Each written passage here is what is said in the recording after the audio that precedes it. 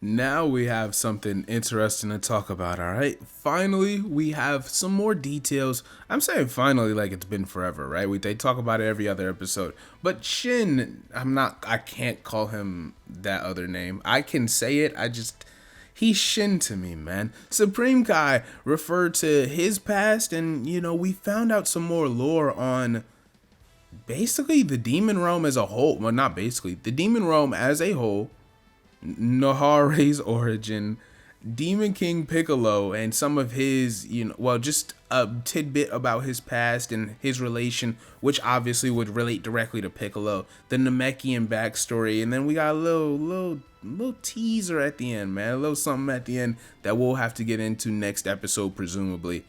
That being said, let's start off the top.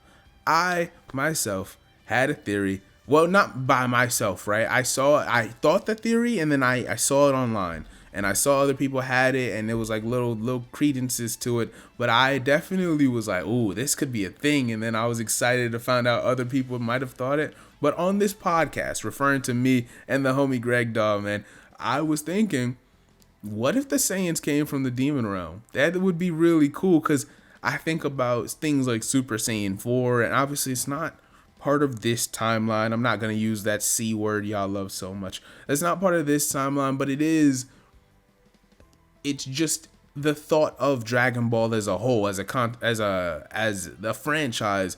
There are certain moments in Goku's life or Saiyan lives where it's like, this isn't like, you're not even humanoid in a way, right? Like, you're barely human shaped, right? Obviously the Ozaru, you got weird things, the capabilities like down the line, right? This happens after Daima technically, or in the canon, but the idea of Super Saiyan God, Super Saiyan Blue, Ultra Instinct, which is a technique, not a form, but just the idea of these things.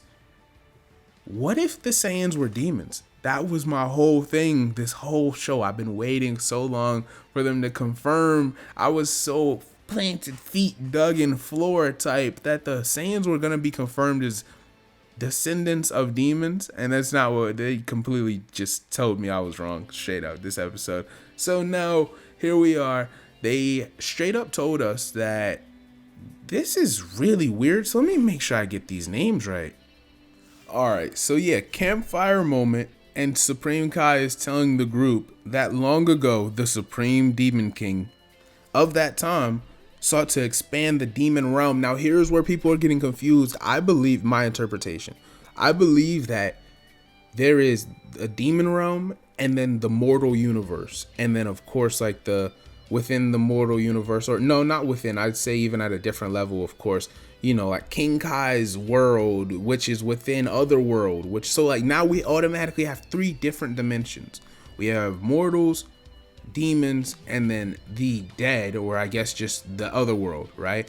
And there are places like Beerus. I don't know where exactly Beerus is located off the top of my head, but you got like Beerus's world, things like that. Of course, we have the idea of the 12 universes, which, remember, used to be 18 universes before Zeno wiped out 6 of them. He is also important in all of this because some people think he's on fraud watch, which is funny. But back to the story. Long ago, Supreme Demon King of that time sought to expand the Demon Realm. He ordered the powerful Supreme Majin Ryumus to create the universe.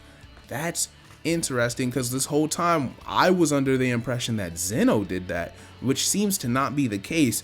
But then you see Ryumus, and he's like a small, dwarfish figure, older good looking guy. But yeah, Ryumus is the highest authority in the universe. What does that make Zeno? I mean, I'm throwing stuff out there. I don't know that I believe this myself, but like, what if Zeno is his son? I mean, we've always gotten the childish vibe from Zeno. What if Zenny is his kid or his nephew, or like, just, I don't know. It's really, really interesting the way these things, Daima is constantly making us question thoughts we already had answered. So it's fascinating. We got to keep spinning back and making sure we got everything figured out, right? But yeah, Ryumus created that. He's still the highest authority in the universe. Various universes, plural, were created, and Ryumus sent out the Supreme Kais to monitor these universes, right? And we find out that we knew that at least the Nameks and Glens had done it, but we found out that a lot of Majins actually left the demon realm to go inhabit all of these universes. What, which raises the question of when. First of all, you would think that if it's this far back, that there were still 18 universes, unless there's questions we still haven't had that because we haven't had answers to yet, right? Questions we haven't even formed yet. I assume there's 18 universes before Zeno did what he did. What was like the spread? What was the like? What type of Majins were sent to each realm, or I guess chose to move to each realm? Like they just up and scattered, right? It seems like it's the case. Whatever. Side questions. I overthink stuff. Cool. Supreme Kai is one of the Glens chosen to. Well, Supreme Kai actually Gowasu was in the frame, right? We know all of the Supreme Kais pretty much that were in that frame of when Shin says we were chosen by Ryumus. My next thing was, oh, this is crazy, because if you find out, all the Majins inhabited the universes, then it's odd. And then Bulma asked, is every single being in the universe a descendant of the Majins?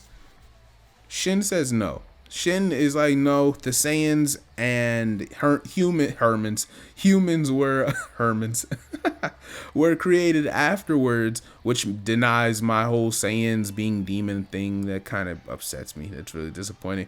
Damn you, Shin, for being so lore aware and giving us, answers to questions.